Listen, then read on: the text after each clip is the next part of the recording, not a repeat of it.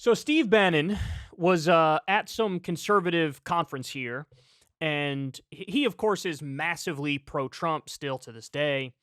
And he was confronted here by a big-time DeSantis supporter who recorded the back and forth. So this is really interesting because he definitely hits a nerve with what he says to him. Listen to this. Hey, Steve Bannon. Steve Bannon, Yes, sir. when are you going to get back that money you took from the Build the Wall Fund? Hey. From who? The Build the Wall Fund. When are you going to get that money back? There's not one penny, dude. You understand what he's talking about? The We Build the Wall scam. I'll explain more in a second, but basically they were going to privately fund a border wall, Steve Bannon and two other guys, and they launched a GoFundMe to do it, and it was a massive scam. Totally fraudulent. Props to this guy for bringing it up. From who? The Build the Wall Fund. When are you going to get that money back? There's not one penny, dude. Oh, really? Then Yeah. When are you going to stop lying about Ron DeSantis? Enough. Ron DeSantis about what? You know that Andrew Breitbart would be rolling in his grave right now What? to see what you're doing. About what? Why are you lying about Ron DeSantis? Aren't you concerned that Trump does not have any ground game to win and that he has no plan to do anything differently and that Ron So now this just gets into his weird DeSantis simping, where he's just like randomly taking shots at Trump as Steve Bannon looks at him. DeSantis has gotten victory and victory with election Hey, I integrity. need help with my and ID. why? Hang on. You want more, Bannon? And No, you're hang on. and Brother, but you Ron still DeSantis today, NBC's reporting he's got $3 million left. look at this. Why are you motioning to them, huh? Huh? I paid $200 to get into this event. Sir, you have no tickets. Look, the We Build the Wall thing, that's legit. And to this day, for the life of me, I don't understand. Steve Bannon has a super popular podcast, and what, all the fans are just overlooking the fact that he's a massive con artist? And it wasn't even that long ago that he got caught with it? So just to remind everybody exactly what went on, founder of the We Build the Wall group, linked to Steve Bannon, is sentenced to 4 years. The co-founder of a fundraising group linked to Steve Bannon that promised to help Donald Trump construct a wall along the southern U.S. border was sentenced to 4 years and 3 months in prison on Wednesday for stealing hundreds of thousands of dollars from donors.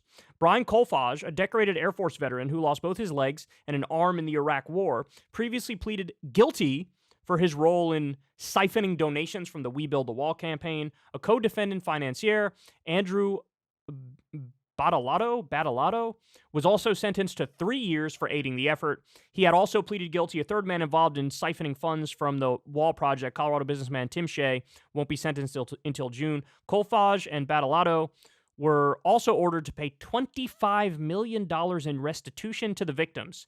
Absent from the case was Bannon, Trump's former top political advisor. He was initially arrested aboard a luxury yacht and faced federal fraud charges along with the other men, but Trump pardoned him during his final hours in office. You remember that? Manhattan District Attorney Alvin Bragg brought new state charges against Bannon last year. He's awaiting trial. Presidential pardons only apply to federal crimes, not state offenses. Bannon has called the case nonsense. Kolfage, Badalato, and Shea were not pardoned by Trump, leaving them to face the prospect of years in prison. Here's how the $25 million scheme worked. Prosecutors said the scheme was hatched by Kolfage, who served as the public face of the effort, as it raised more than $25 million from donors across the country. He repeatedly assured the public he would not take a penny from the campaign. As money poured into the cause, Kolfage and his partner, Shea, turned to Bannon and Badalato for help creating a nonprofit, We Build the Wall, Inc. The 4 defendants then took steps to funnel the money to themselves for personal gain, prosecutors said. An attorney for Badalato, Kelly Kramer, described Bannon as a leader and primary beneficiary of the scheme, noting that his own client received a much smaller payout than the pardoned associate.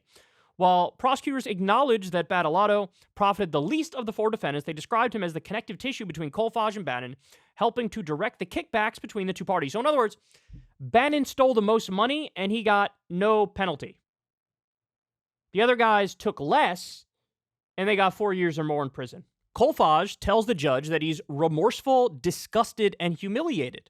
Kolfage, 41 years old, told Annalisa Torres that he was remorseful, disgusted, humiliated. He said he had not anticipated the scale of the donations that would flood in for the cause and soon found himself drifting away from his initial goal, which he said was putting a spotlight on the country's broken immigration system. I made a promise not to personally benefit, and I broke that promise, he said. Torres said the defendants not only cheated their donors, but contributed to a chilling effect on civic participation by tarnishing the reputation of political fundraising.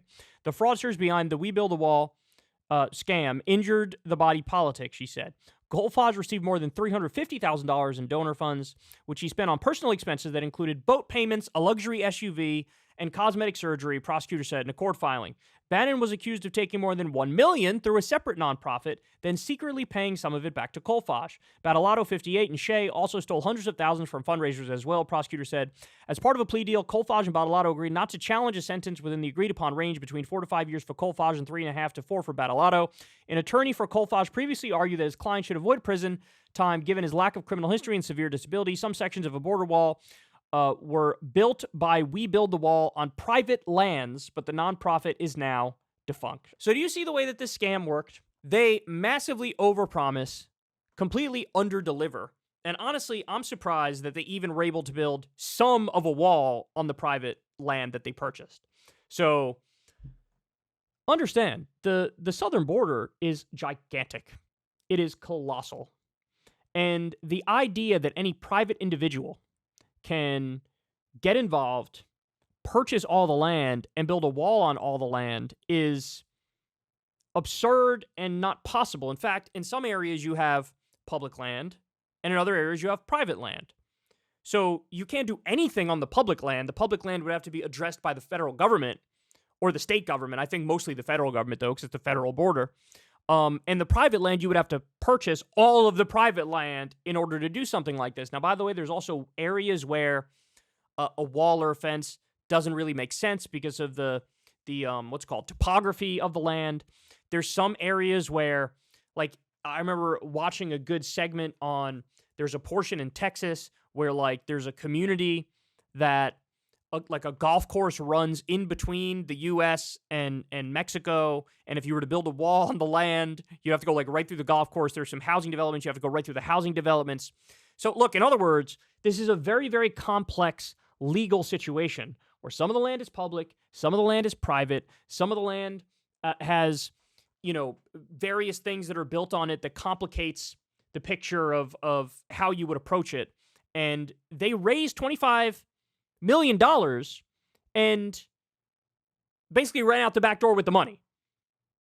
And, to give themselves some semblance of a cover, they bought like a little piece of private land and built a wall in one spot. Look, the whole point was a scam. Like, usually you give people a modicum of good faith. Like, I think they believe what they are saying and they're acting in good faith. But the fact of the matter is, with this situation, does Steve Bannon know that it's not really possible to privately build a border wall on a public border? That it's a much more complex legal issue and legal process? He knows that. So what was the purpose of this?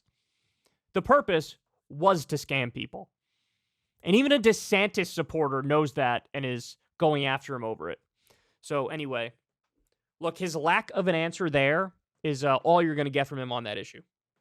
And this guy's just, walking around acting like he wasn't caught red-handed with one of these things. And he's got a giant podcast that a lot of people listen to.